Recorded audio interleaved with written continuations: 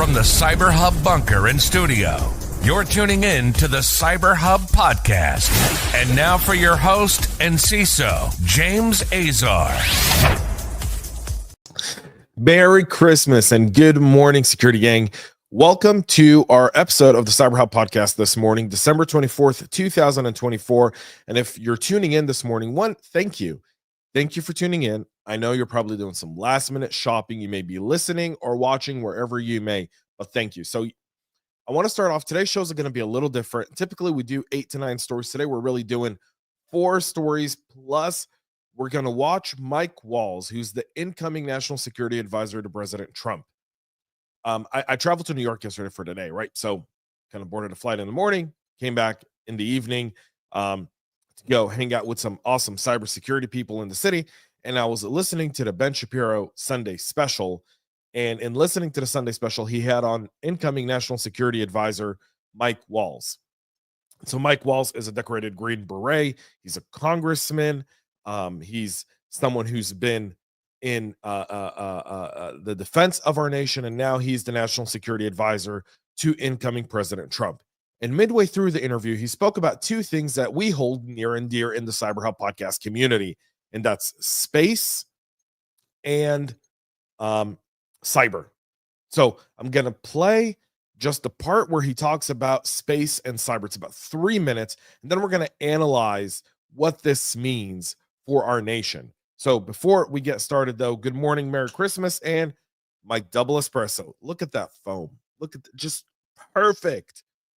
You know, I was so disappointed being in New York City yesterday because I expect good coffee in New York.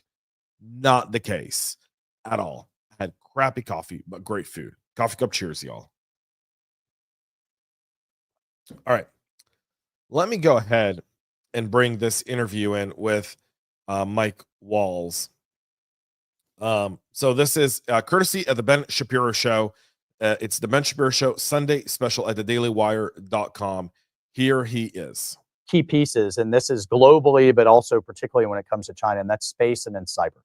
And in all the war games, the first shots, and sometimes they're just checkmate before anything even begins, are in space and in cyber. And in space, look, this is why everybody made fun, everybody had their jokes, and the Netflix series on the creation of the Space Force. Again, another instinct that President Trump had, that there were resistors within his administration. A couple of people got fired by tweet, and then the Pentagon actually saw some accountability for a change, and got on board with their elected commander in chief.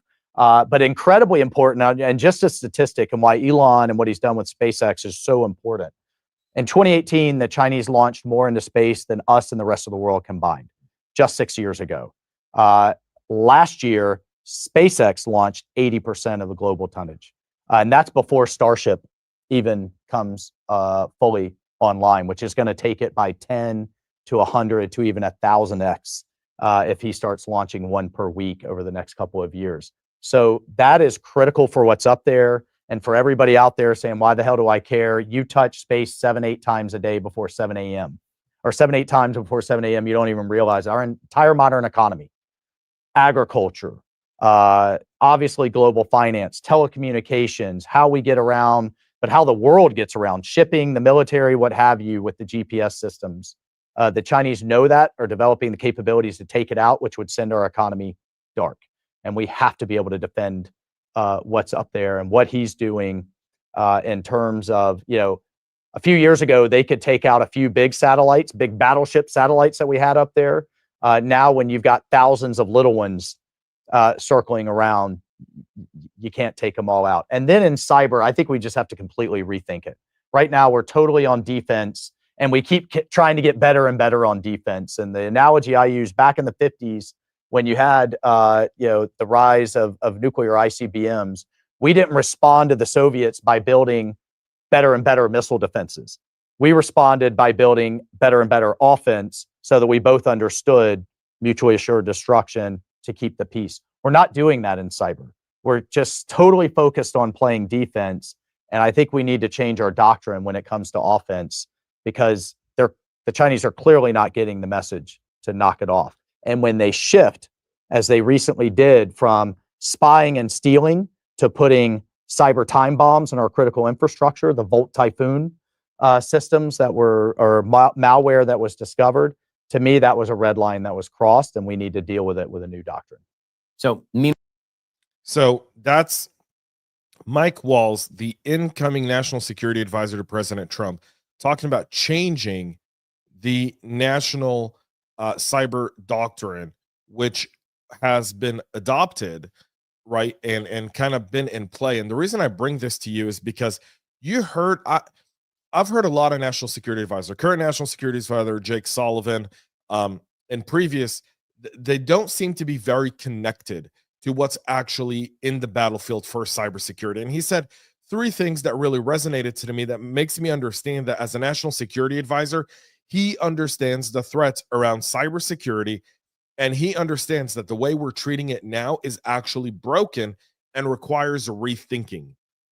Now, he said go on the offense, and some people will say, does he mean hackbacks? I don't know what he means from being offense. Obviously, I watched the whole interview, and you're welcome to watch the whole interview at thedailywire.com, or you can listen to it on Ben Shapiro's podcast on any platform, and you can kind of make your own opinions. I'm going to tell you what I took out of it.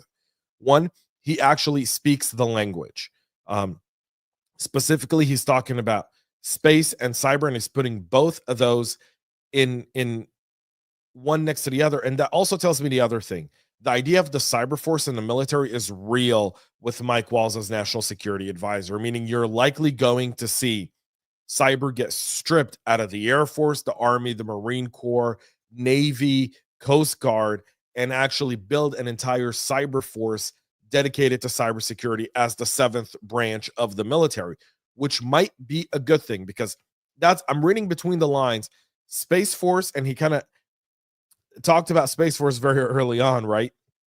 And then he brought up cyber right after that, which lets me know his thinking is that's the shift that needs to happen, and that might be the right shift. But I'd also like to see that shift when it comes to CISA and stripping the FCC and FTC and the DOE and HHS and stripping all of them from any cybersecurity responsibility, transfer it all to CISA, also on the homeland side of the house. That's one. The second thing he talked about was that early shot, that going dark, the stuff that, in the power industry now, I talk about often in talks I give, right? The idea of a geopolitical adversary taking your plant or taking your infrastructure dark. And he talked about Volt Typhoon. He didn't talk about Salt Typhoon in this interview, which kind of disappointed me a little bit. I was hoping he would talk about the telco breach, because that's really significant. I know he's been briefed on it as a national security advisor, but it's good to see him talk about that on an interview with someone of the likes of Ben Shapiro, because it's just letting you know that the administration incoming means business. And I wrote a thing on our website at the CyberHubPodcast.com, what to expect in cybersecurity from a second Trump presidency. I may have to go back and edit that article a little bit and update it with what Mike Walz talked about here, because I think that's significant. And we finally may have someone in the national security apparatus that understands that we can't just play defense with China. We can't just play defense with Russia. We can't just play defense with Iran. That in defense we lose. We're getting cut, and it's bleeding out, right? It's death by 1,000 cuts, and we have to do a shift. And I'm glad to see that shift being discussed on a national program, the likes of Ben Shapiro. So chapeau to Mike Walz. We'll get into that. Let's go ahead and get into some of our other stories before we wrap up the show for today.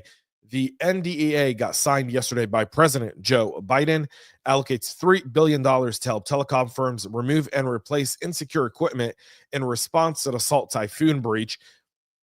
So the National Defense Authorization Act, which was $895 billion, had $3 billion allocated to the rip and replace for telecoms. That has now been approved.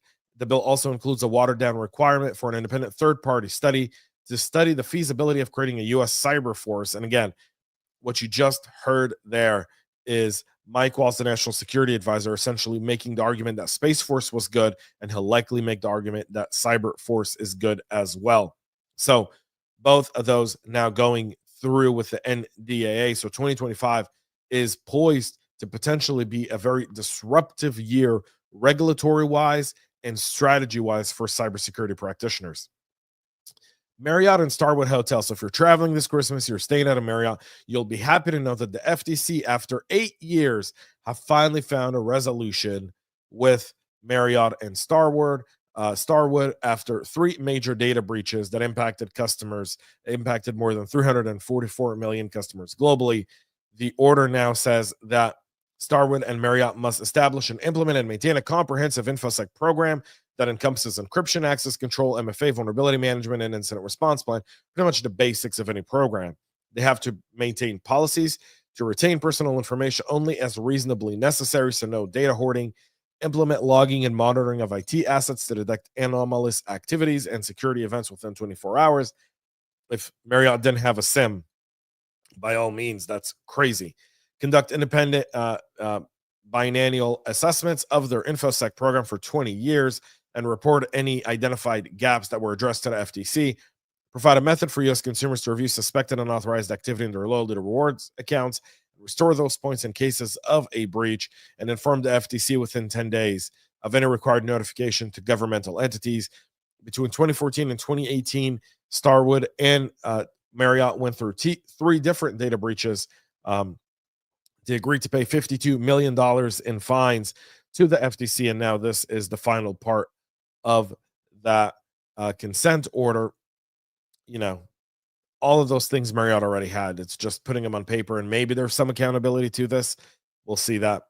So the Clop ransomware group going after Cleo victims right before the holiday, releasing a partial names of 66 companies that have not engaged with the attackers for any sort of negotiation, saying that they threaten to disclose their full names in 48 hours if they don't reply to the blackmail and extortion attempts by the group. And again, the Cleo breach, very similar to the Move It breach. It's essentially the same modus operandi, going after FTP, secure the business process. I talk about it a lot. In fact, it's one of the talks I'll be given in 2025 on my speaking circuit, which is CISOs must shift. Security practitioners must shift from the security onion to the security process. And I go into a lot of detail on that, so you can check that out as well in one of my talks, and I'll be putting those out here as they get booked. And finally, Adobe is patching a Cold Fusion proof of concept vulnerability. That's CVE 2024-53961. It's described as a path traversal issue that leads to arbitrary file systems. Read if the PM tagnet package is installed on the Cold Fusion server. So you want to make sure you get that patched as soon as humanly possible. There is a proof of concept exploit for this vulnerability with Adobe Cold Fusion. That's it for our show this morning. For all of you that are celebrating Christmas or Hanukkah, Merry Christmas, Happy Hanukkah. I hope you get some much needed time away from computers and digital devices to create memories with your loved ones. And if you're, for whatever reason, finding yourself alone, the holiday season also tends to be extremely difficult for many folks as well. Just remember one thing: sun will rise the next day. Things will get better. 2025 is poised to be a great year for so many of us in cybersecurity. It is really the year that we hope to redefine our industry as a whole and mature it into what it was always destined to be: securing the business processes and helping us all do meaningful work in what we do.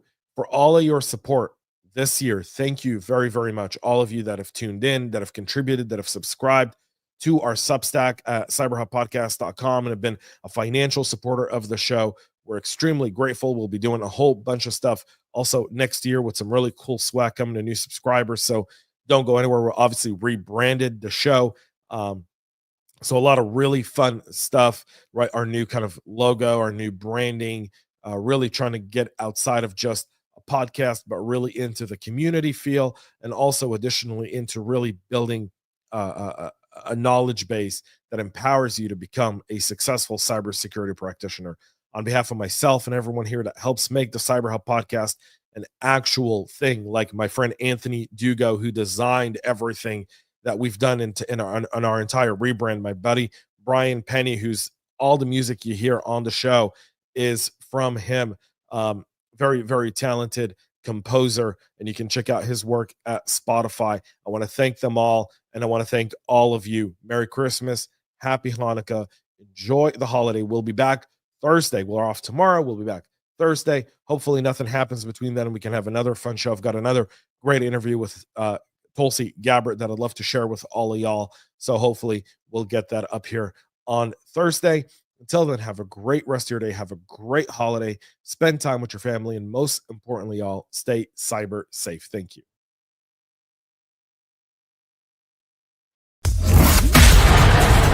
We love feedback, so make sure to connect with us on social media and subscribe to our podcast on your favorite podcast listening platform.